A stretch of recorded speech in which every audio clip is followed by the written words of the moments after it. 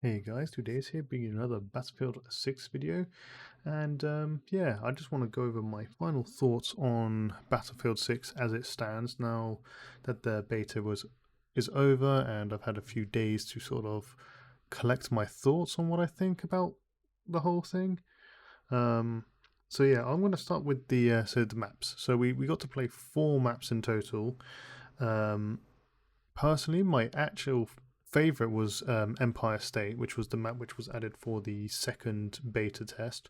I know that's going to probably rub a lot of people the wrong way. I don't know, there was something about Empire State that just kind of clicked for me. Um, don't get me wrong, there is still some issues I have with the map, like the A flag is kind of a bit difficult, especially if you're on the NATO side, I believe.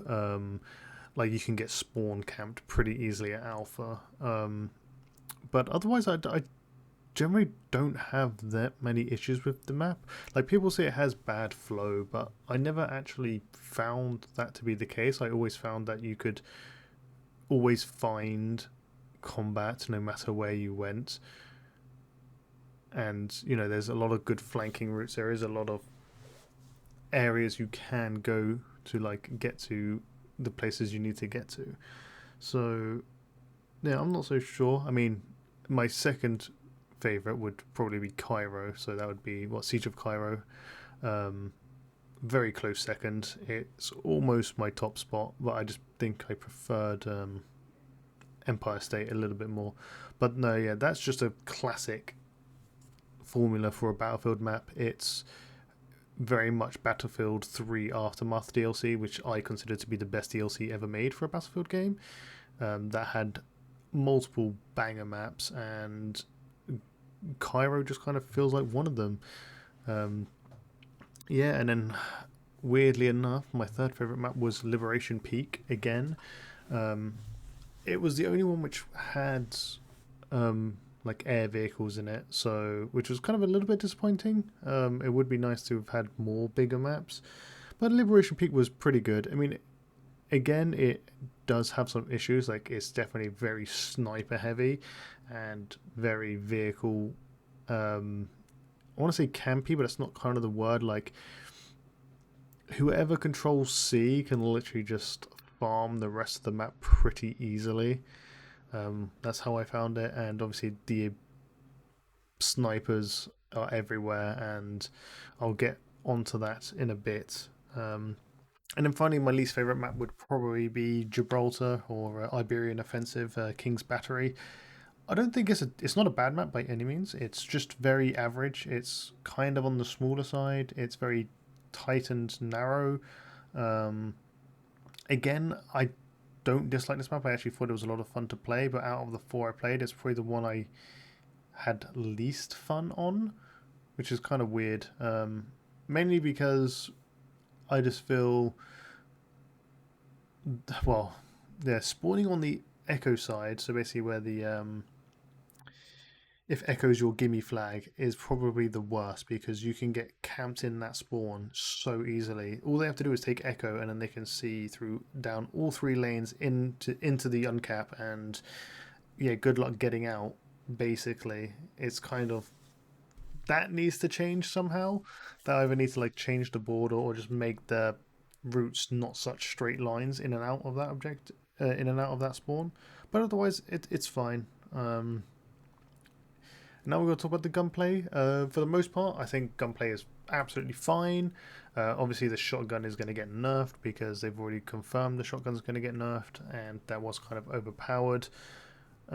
Snipers need a complete rework, in my opinion. Although sniping was fun, I'm not a fan of the fatal headshot mechanic or the sweet spot mechanic. Sweet spot mechanic basically just ruins sniping, just for the fact that it's like when you get sweet spotted or when you sweet spot someone, it's not like you intended to sweet spot someone.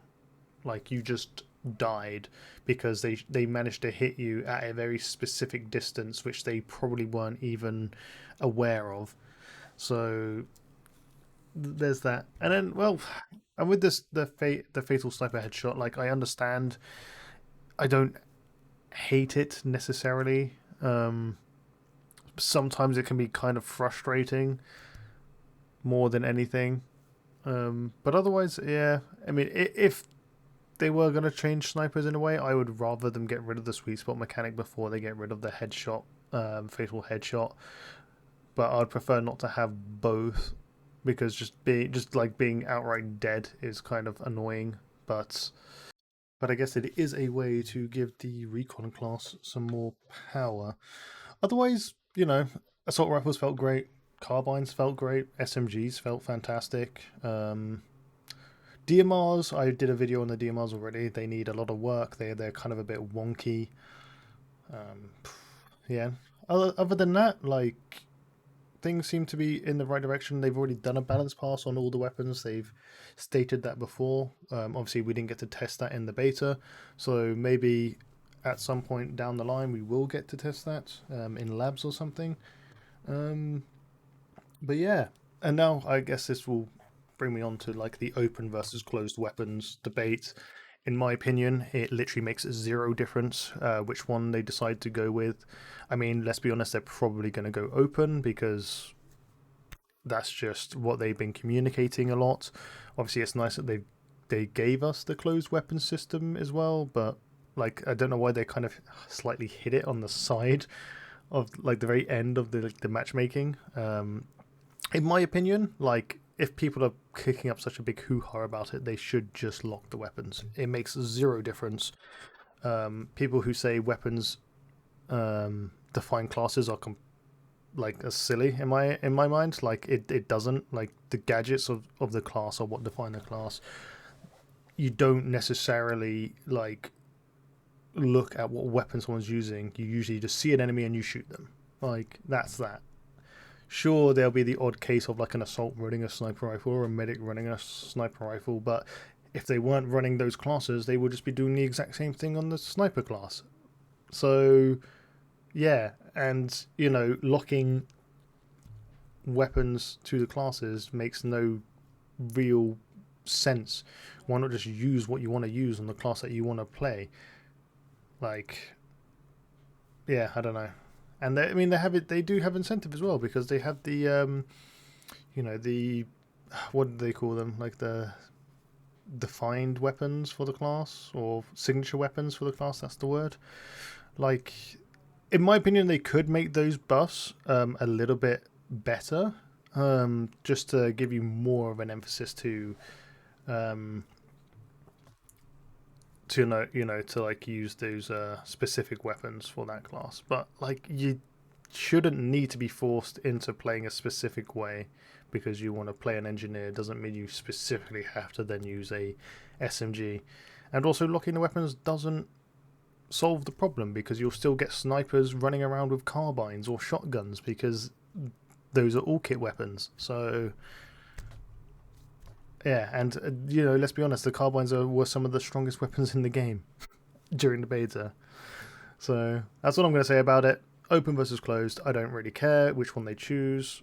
They're probably going to stick with open, but if people are kicking up a hoo-ha, they should just close it to keep everyone happy. At the end of the day, it's not going to make the slightest difference. Vehicles, I didn't really play so much in the vehicles. Well, not in the air vehicles at least. I definitely did in the tanks and IFVs. Both are incredibly powerful. I think the UI for the tank could be a bit better because you technically had two different types of tank shells. You had anti-infantry or multi-purpose shells, and you also had armor-piercing shells, but they didn't make that very easy to see unless you were in first-person mode, and even then you had to read some orange text on the right-hand side of your screen. Vehicles are also kind of very squishy. They're very glass cannon. And they're also kind of a bit slow. They could do with like some more movement, I believe. Like they do seem a bit sluggish and a bit stiff, if that's the correct word for it. But otherwise, they felt fine. Like they should be strong. You should see a tank and be like, oh shit, that's a tank.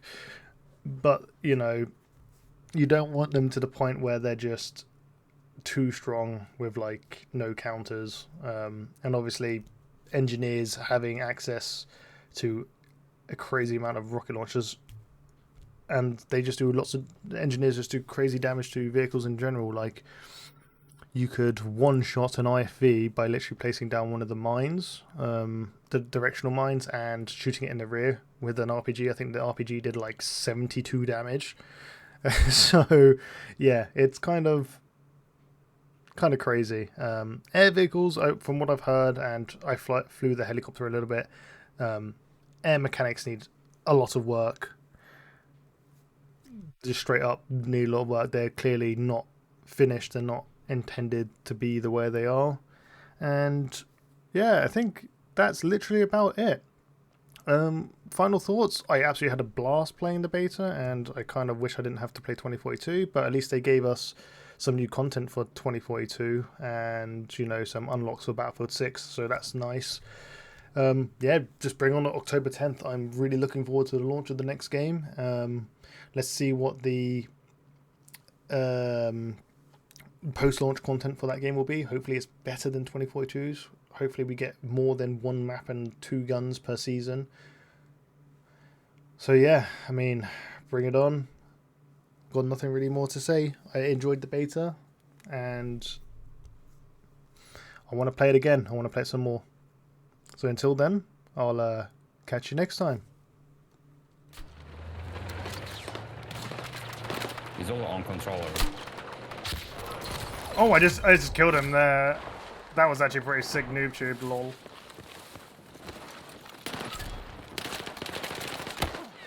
Behind you. Wait, what? That guy?